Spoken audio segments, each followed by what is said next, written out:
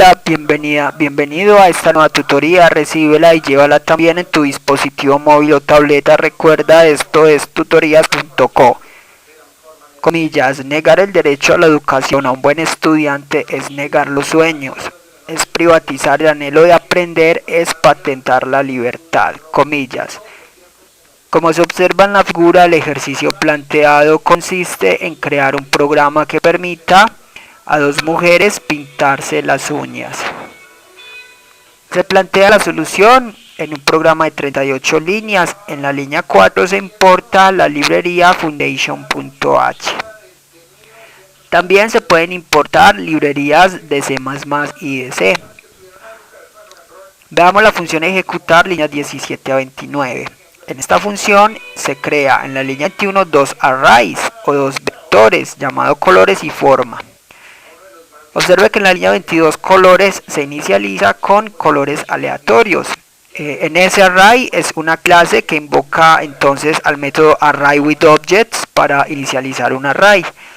Observe que los datos son de tipo texto, entre comillas, se debe anteponer el símbolo de arroba. También en la línea 23 se inicializa el vector forma con 4 datos de texto. Entonces, para usar estos vectores o para mostrar datos, vamos a invocar el método object@index en la línea 26 y 28. La idea va a ser entonces imprimir un color aleatoriamente y una forma aleatoria. De ese modo se pintará a una mujer las uñas. Entonces, por ejemplo, puede pintarse negro con líneas o azul con círculos, etc. Este ejercicio entonces es para mirar cómo se generan aleatoriamente y cómo se manipulan los arrays en Objective-C.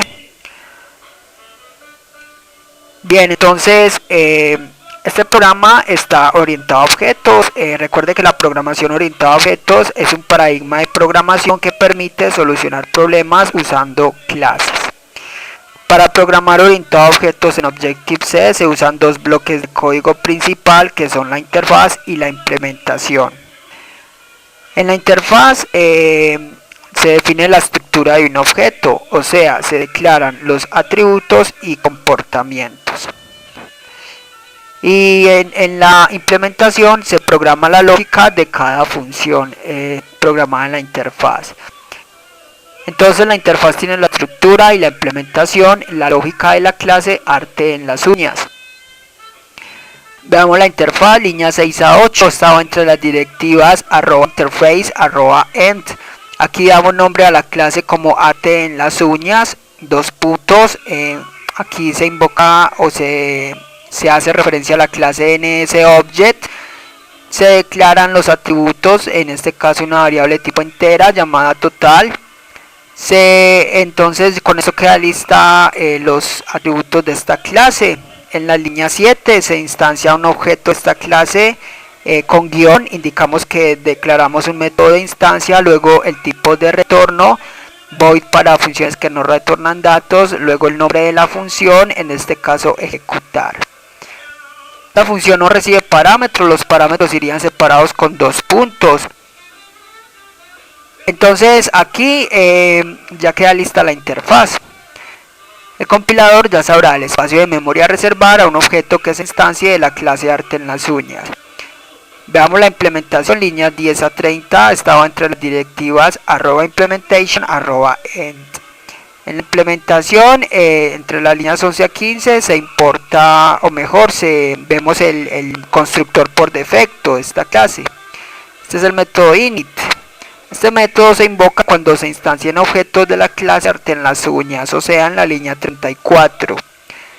Este método se encarga de inicializar los atributos o variables de instancia. No es necesario inicializar a total, ya que no es una variable que se use en esta clase. Se declaró para que viera entonces la manera de declarar atributos. Bien, entonces ya con esto queda lista la implementación y la interfaz de la clase arte en las uñas. Para usar esta clase en otros archivos Entonces es necesario que, es más recomendable que programe la interfaz en un archivo con extensión .h, la implementación en otro archivo con extensión .m y luego importarlos. De esa manera se evita copiar y pegar todo el código en la clase que la vaya a usar. Bien, entonces ya podemos usar esta clase. Primero vamos a instanciar objetos, eso lo hacemos en el main, líneas 32 a 38.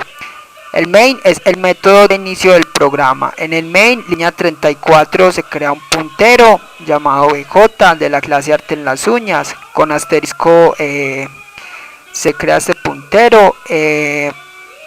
Aquí entonces se invoca el método alloc de la clase arte en las uñas y luego se invoca el constructor o método int.